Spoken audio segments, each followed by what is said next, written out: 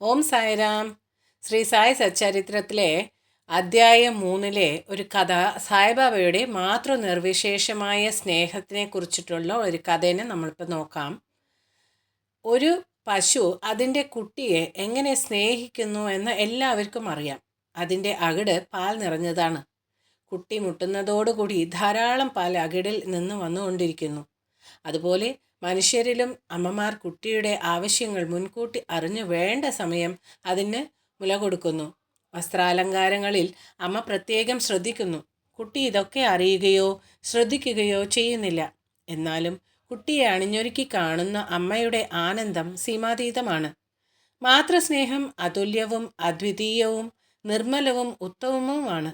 ഈ മാതൃനിർവിശേഷ സ്നേഹമാണ് സദ്ഗുരുവിന് ശിഷ്യന്മാരോടുള്ളത്. സായിബാബയ്ക്ക് എന്നോടും ഇതേ സ്നേഹം തന്നെയായിരുന്നു. അതിനൊരു ഉദാഹരണം പറയാം. ഇത് ഹേമാഡ് പന്താണ് പറയുന്നത്. 1916 ഞാൻ ഗവൺമെൻറ് ജോലിയിൽ നിന്ന് പിരിഞ്ഞു. പെൻഷൻ കിട്ടാനുള്ളത് കുടുംബം പുലർത്താൻ തീരെ മതിയായിരുന്നില്ല. അക്കാലത്തെ ഗുരുപൂർണിമയ്ക്ക്, അതായത് ആഷാഢം 15 മറ്റു ഭക്തന്മാർക്കൊപ്പം ഞാനും ഷിർദിക്ക് പോയി. അവിടെ അന്നാ ചിഞ്ചുണീക്കർ എനിക്ക് വേണ്ടി ബാബയോട് ഇപ്രകാരം പ്രാർത്ഥിച്ചു: ഇവനിൽ കനിവുണ്ടാകണേ.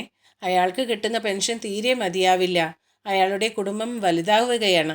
മറ്റെന്തെങ്കിലും ഒരു ജോലി കൊടുത്ത് അയാളുടെ സങ്കടം തീർത്ത് രക്ഷിക്കണേ. ബാബ പറഞ്ഞു, അവന് മറ്റൊരു ജോലി കിട്ടും. ഇപ്പോൾ എന്നെ ശുശ്രൂഷിച്ച് സന്തുഷ്ടനാവട്ടെ. അവൻ്റെ ഭക്ഷണകാര്യം എന്നും നിറപാത്രമായിരിക്കും. ഒരിക്കലും ഒഴിയില്ല. അവൻ മുഴുവൻ ശ്രദ്ധയും എന്നിൽ അർപ്പിക്കട്ടെ.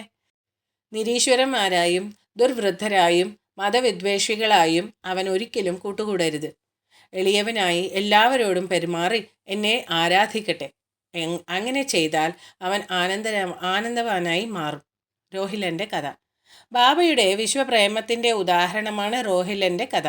ദീർഘകായനും ദൃഢശരീരനും കുറ്റിനെ പോലെ ദേഹനും ബലനുമുള്ള ഒരു രോഹില്ല മുസ്ലിം ഷിർദിയിൽ വന്നു. അയാൾ ഒരു നീളൻ കുപ്പായമാണ് ധരിച്ചിരുന്നത്. ബാബയിൽ ആകൃഷ്ടനായി അയാൾ അവിടെ താമസിച്ചു. രാപ്പകൽ അയാൾ കർണകഠോരമായ സ്വരത്തിൽ അതിയുച്ചത്തിൽ ഖുറാനിൽ നിന്ന് കൽമ ചൊല്ലി അല്ലാഹു അക്ബർ എന്ന് അലറും. ഷിർദിയിൽ അധികം പേരും പകൽ മുഴുവൻ വയലിൽ പണിയെടുക്കുന്നവരാണ്. അത് കഴിഞ്ഞ് രാത്രി മടങ്ങിയെത്തിയാൽ ഈ രോഹില്ലൻ്റെ അലർച്ച കൊണ്ട് അവർക്ക് ഉറക്കം കിട്ടാതെ അവർ കുഴപ്പത്തിലായി.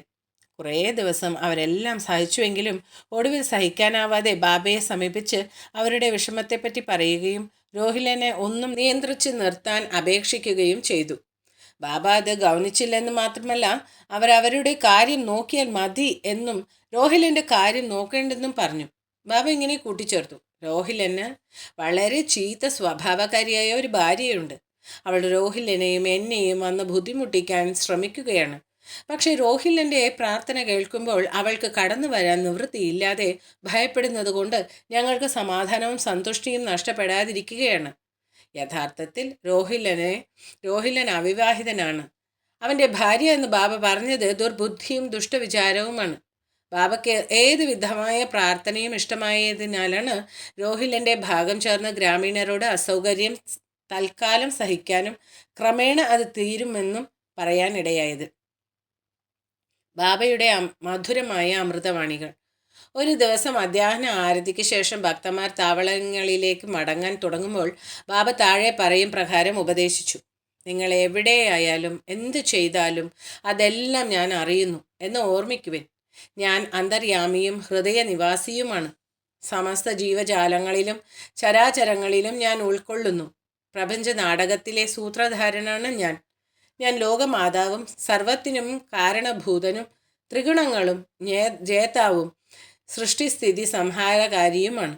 എന്നിലേക്ക് ശ്രദ്ധ തിരിക്കുന്നവനെ യാതൊന്നിനും നശിപ്പിക്കാനാവില്ല. എന്നെ വിസ്മരിക്കുന്നവനെ മായ അടിച്ചമർത്തി തളർത്തിക്കളയും. സമസ്ത ജീവജാലങ്ങളും കൃമികളും ഉറുമ്പുകളും ചരാചരങ്ങളും എൻ്റെ ശരീരവും ആകൃതിയുമാണ്.